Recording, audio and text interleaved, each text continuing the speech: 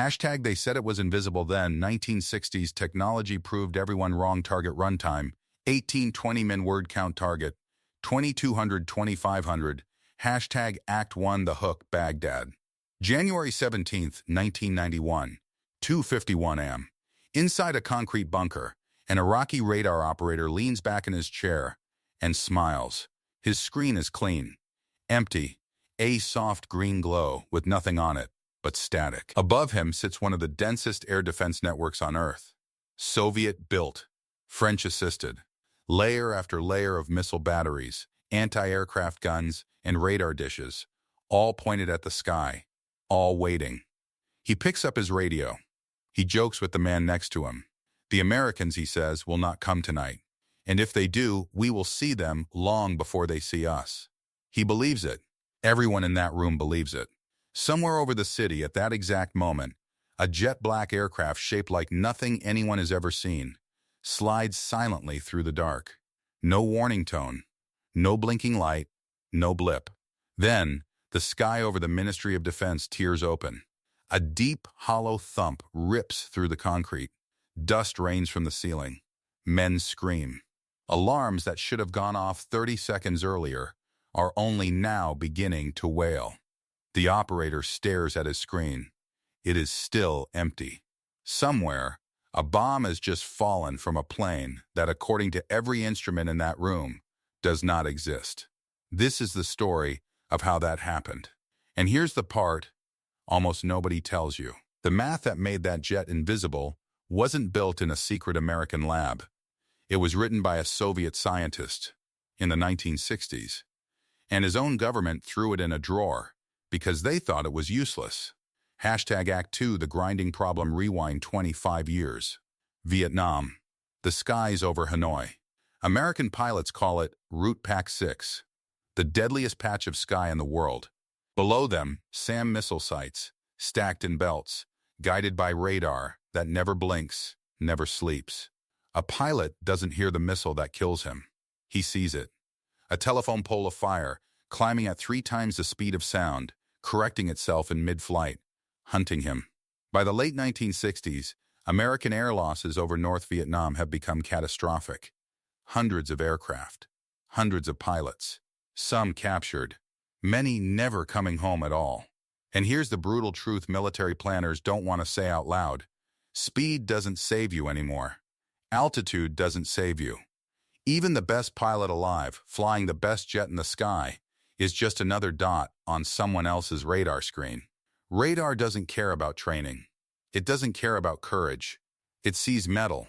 It sees shape. It sees you. And once it sees you, it never lets go. The Pentagon knows they are losing a war of visibility. Every plane they build gets bigger, faster, more powerful, and the radar just gets better at finding it. There has to be another way. Not a stronger plane. A plane that isn't there at all. But in 1965, nobody in the West even knows where to start.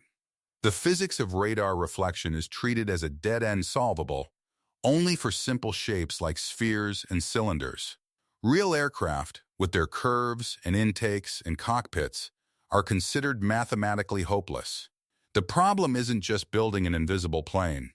The problem is that nobody believes the math to build one exists. Some engineers propose radar-absorbing paint. Others propose flying so low that ground radar can't see over the horizon. Both work, a little. Neither works enough. Meanwhile, the death toll keeps climbing. Rescue helicopters get shot down trying to save downed pilots. Search and rescue crews become targets themselves. The war grinds on, one burning cockpit at a time. They're wrong about one thing, though. It already does.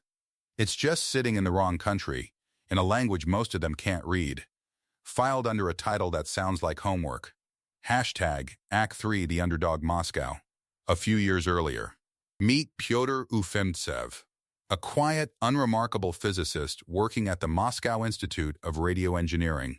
He is not a general, not a decorated war hero, not the kind of man who gets a statue. He is the kind of man who gets ignored. Ufimtsev spends his days buried in something almost nobody around him understands or cares about. The physics of how electromagnetic waves bounce off the edges of an object. Not the surface, the edges. While the rest of the Soviet military establishment obsesses over bigger radars, faster jets, and heavier bombs, Ufimtsev is scribbling equations about corners. In 1962, he finishes a paper, a dense, jargon-heavy piece of theoretical physics called Method of Edge Waves in the Physical Theory of Diffraction. He submits it to his superiors. Picture the room. Gray suits, tired eyes, men who fought in the Great Patriotic War, who think in terms of tanks and troop divisions, not diffraction coefficients. They read it, or they skim it, and they shrug. Interesting, one of them might say, but what does it build? Ufimtsev can calculate with mathematical precision exactly how much radar energy bounces off an oddly shaped object, and in which direction. To the men in that room, it means nothing. It's not a weapon. It's not a tank. It's not a medal. It's just numbers on a page. So they do something that will haunt Soviet military planners for the next 3 decades. They let him publish it, openly, in an ordinary technical journal. Because as far as they're concerned, it has 0 military value. No classification, no secrecy, no guards at the door. Just a paper sitting on a library shelf waiting. Ufimtsev doesn't get a promotion. He doesn't get a lab. He goes back to being exactly what he was before, a nobody. He has no idea he just wrote the blueprint for the most feared aircraft on Earth. Hashtag Act 4 the absurd solution jump to 1975. Burbank, California, Lockheed's Skunk Works. An engineer named Dennis Overholser is digging through old technical papers, looking for anything on radar reflection math. He finds an English translation of a Soviet paper, written by a man named Ufimtsev. He starts reading, and the further he gets, the faster his heart starts pounding. This isn't just theory. This is a tool, a way to calculate, precisely, how to make an aircraft's radar reflection nearly disappear. There's just one catch. Ufimtsev's equations only work perfectly on flat surfaces and simple geometric shapes, not curves, not the smooth, aerodynamic bodies every aircraft in history has ever used. So Skunkworks engineers do something that sounds insane. They design a plane made almost entirely of flat panels. Dozens of them, angled in bizarre, jagged directions. No curves anywhere. It looks less like a fighter jet and more like a crumpled piece of foil or a stealth pyramid with wings bolted on. Someone in the program nicknames it the Hopeless Diamond. The nickname isn't affectionate. It's mockery. Aerodynamics engineers look at the shape and start laughing. Actual, out loud laughing. By every rule of traditional flight design, this thing shouldn't fly. The angles are wrong. The surfaces are wrong. It has the aerodynamic grace of a brick. Test pilots are skeptical. Some refuse to believe it will stay in the air for more than a few seconds without a computer correcting it thousands of times per second, just to stop it from tumbling. And yet, in the radar tests, something extraordinary happens. They point a powerful radar system at the model, and the screen shows almost nothing, a blip the size of a small bird, then smaller. Then, from certain angles, nothing at all. A team of stunned engineers stands in silence. The plane that looked too ridiculous to fly is about to become the plane that radar can't see. They will eventually call it the F-117 Nighthawk. Hashtag Act 5 the psychological terror. Here's the simple version of how it actually works. Radar is just a shout into the dark, waiting for an echo. A normal aircraft, with its round curves and smooth fuselage, reflects that shout straight back loud and clear to the exact place it came from. The F-117's flat, angled panels do something different. They take that same shout and throw it sideways, away from the radar dish, off into empty sky where no one is listening. The radar sends its wave out, and nothing meaningful comes back. Not because the plane isn't there, because the plane has learned, mathematically, exactly how to lie. Now picture what this actually does to a human being sitting behind that radar screen. For years, that operator has been trained to trust his instruments completely. His eyes matter less than the glowing green scope in front of him. That scope is truth.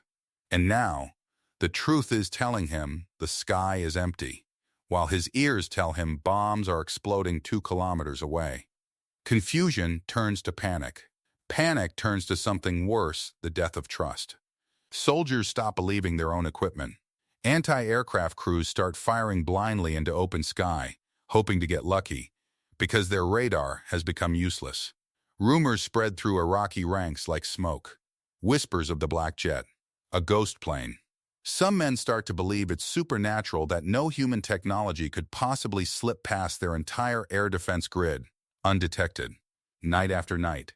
That fear spreads faster than any missile. An enemy who cannot see you, cannot properly aim at you, cannot properly time an ambush, cannot warn the next city down the line that danger is coming.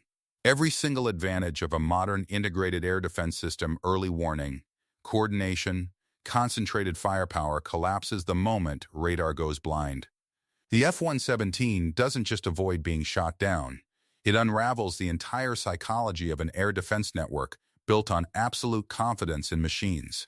And it all traces back to a Soviet physicist scribbling equations about corners that his own country decided weren't worth keeping secret. Hashtag Act 6, the tragic contrast, January 1991. Operation Desert Storm begins. F-117 Nighthawks are given the most dangerous targets in the entire War Command bunkers, communication hubs, and air defense headquarters buried deep inside downtown Baghdad, the most heavily defended airspace on the planet. Over the following weeks, they fly more than 1,200 combat sorties. Not one is shot down.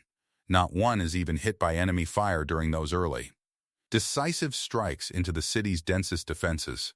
Iraqi radar, much of it Soviet-designed, built on the very assumptions Ufimtsev's own country dismissed decades earlier, simply cannot hold a lock.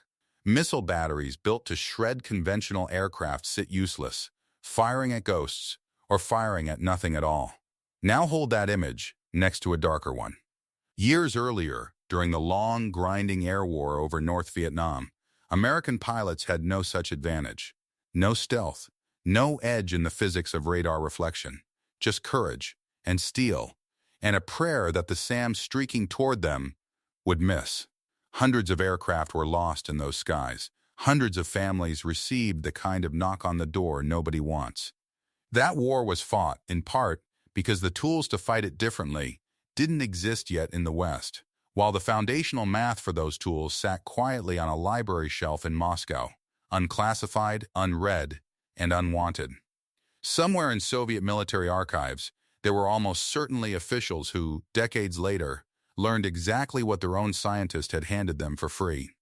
A weapon that could have reshaped their own air power, dismissed in a single afternoon by men who couldn't see past a stack of equations to the war-winning technology hiding inside them. That is the cost of arrogance. Not an explosion, not a headline.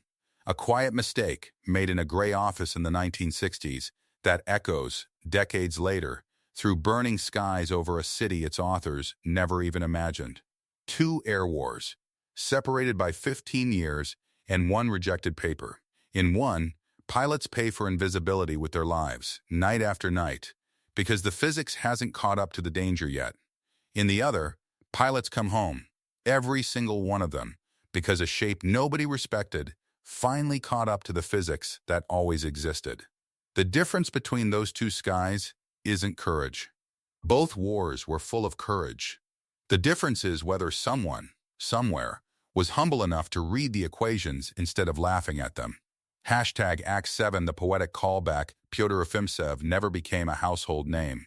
He eventually emigrated to the United States in the 1990s, decades after his own work had already reshaped American air power without his knowledge or his blessing. He continued working in academia, largely out of the spotlight, the quiet architect of a revolution he never got to lead. No parade. No medal from the country whose enemies his mathematics had, in a sense, helped to defeat. Just a man who once wrote down the truth about corners and shadows and was told it wasn't worth keeping. Think back to that bunker in Baghdad. That radar operator, leaning back in his chair, smiling at an empty screen. He never learned the name Ufimtsev. He never will. But somewhere in that green, empty glow he was staring into was the ghost of a rejected Soviet paper. Numbers that his own nation once called useless. now flying silently over his head in the shape of a jet-black diamond. He said it couldn't be done. He said the sky would always tell him the truth. For 30 seconds that January night, he was wrong. And by the time he understood exactly how wrong, the war was already being decided somewhere over his head, in a sky that, as far as his instruments were concerned, was still empty.